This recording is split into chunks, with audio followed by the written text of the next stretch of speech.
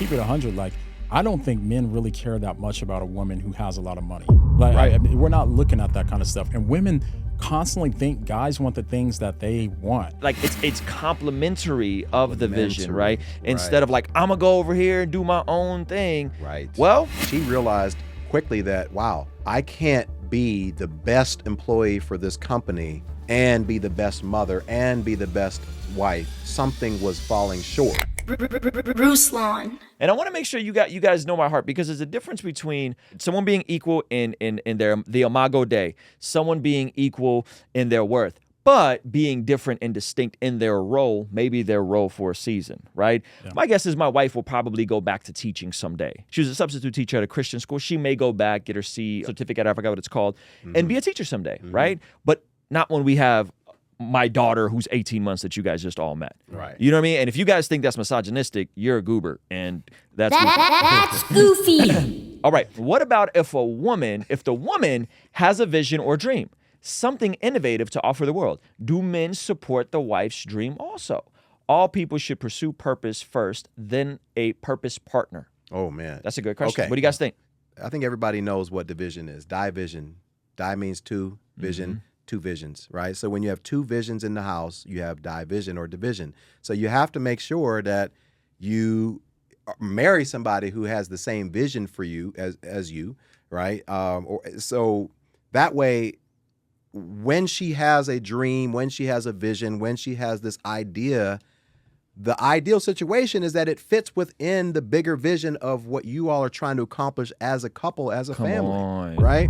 But when you have two people, and that's why a lot of these celebrity relationships don't work, because like one person is trying to be like a professional football player, other person is trying to be like, you know, an actress on like some reality TV show. Yep. The two don't meet, right? Yes. And they're just going two ships passing the night. Like my wife, she has a vision to be in ministry.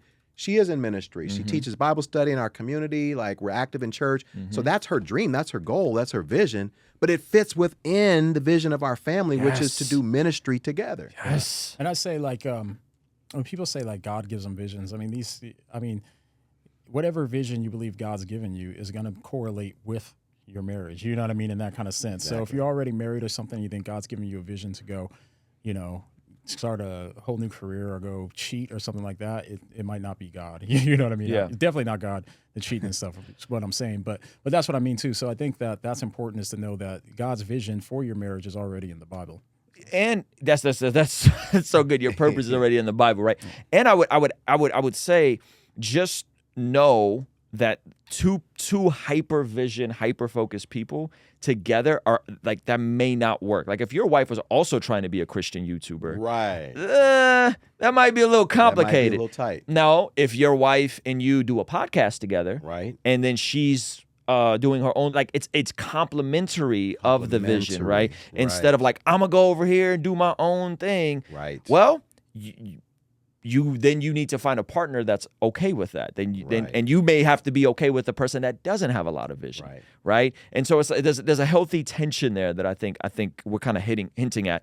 I think women who are intelligent are just probably more interesting to be around. You want your wife to like be educated, you want her and to have an original thought, right? Like, of and you some want her sort. to have some discernment. And a lot of times, my wife has a ton of discernment and wisdom, and can speak into things. And so I'm not. Well, the higher a woman is on the IQ scale, the less chances that she has of getting married or staying married, apparently. Yeah, I remember reading that or hearing that statistic on one of Michaela Peterson's podcasts. I believe that. Yeah, Jordan Peterson talks a lot about that, and it's 100%. Okay, here's a good question: how should a woman with resources date without feeling like she's taking on the masculine provider caretaker role? Whoa.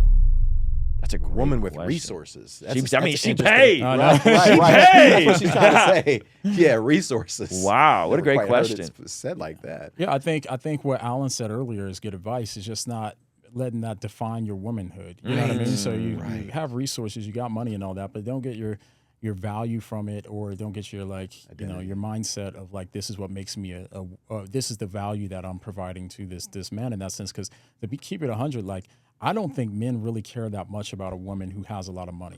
Like, I mean, we're not looking at that kind of stuff. And women constantly think guys want the things that they want. You know what I mean? I always see it like on TV and stuff. Like it's like men don't want that stuff. You know what I mean? Like we want a woman who's just more like a woman. You know what I mean? We like to play that role. Like most of us men, I want to say, like to play the role to be able to be the provider. So it's like don't lead with those things. You know what I mean? And just keep it real and be honest. And yeah. I mean, let's be honest. Most men want the same thing from most women, right? We want a woman who's going to listen to us. Because contrary to what women think, men do like to talk. We like to talk about our dreams, our goals, our visions. We like to talk about like things that we're into. And a lot of times we want a woman that will listen, will support those things. We want a woman who's going to be able to take care of our kids. We want a woman who is going to, I'm just going to go out and say it. We want a woman who's going to keep herself looking real nice. Come on, somebody. Come on, bro. Come on, somebody. He said it. I said it. He said it. Hey. Send him the angry DMs. Preach. Woman who's concerned about how she looks. She's not letting herself go. A woman who can, let me see if I can say it this way. A woman who can discern a man's physical needs. Yeah, that's so misogynistic, Alan. Hey, I'm not saying men don't need to discern a woman's needs, so don't go there. I'm just saying what we want. Hey, it took me an hour to get to the good parts. I wish we could have just jumped into this. It took an hour to get here. Like, I was thinking about 1 Peter 3 when you were talking too, like a woman who has that sweet spirit. Yes, you know what I mean? And so like, sweet spirit. Yeah, and then so. I want my wife to stay at home, but my wife is like, nah, it's a vacation from home. Yeah. Am I wrong to feel some type of way about it? Ooh, that's a good question. It's a great question. It's going to happen. Stuff like that's going to happen. You know what I mean? And so that's why I think there needs to be enough nuance in the conversation for that, because that is a good question.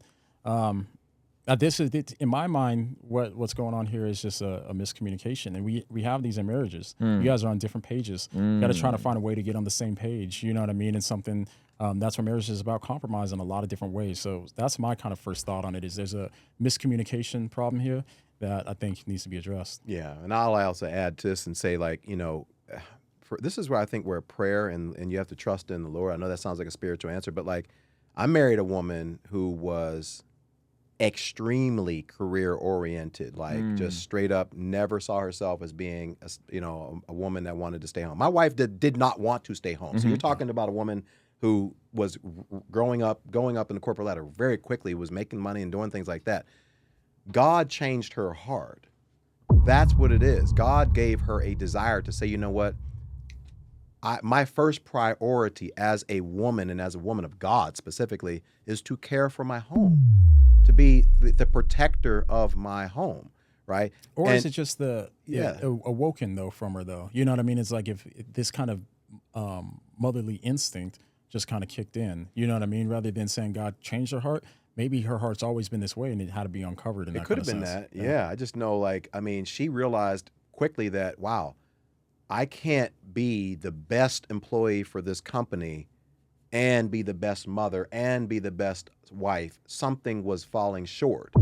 And she realized, wow, I don't want those two things to fall short. I don't want being a good wife to Alan and being a good mother to my kids to fall short. And she realized, I can't do all three of these things great, so which one's most important? And God did that work in her. You didn't have that conversation with her? I didn't. I knew when I married her, she was not the stay-at-home mom type. I knew that. Okay. And I never pressured her to do that. She came to that conclusion herself and said, I think God is leading me. And notice how I said it. She didn't say, I think I want to come home and leave my job. She said, I feel that God is leading me, challenging me to step out on faith, quit my job, and come home and focus on the children. She said that. I never, ever, ever asked her to do that. Were you praying for that behind the scenes, though? Well, yes and no. Yes, only because I saw how extremely challenging it was for her to work until 6 o'clock. And then, like, it created, I'll just say this, y'all, it created some tension in our home because I was doing my YouTube, I was working hard.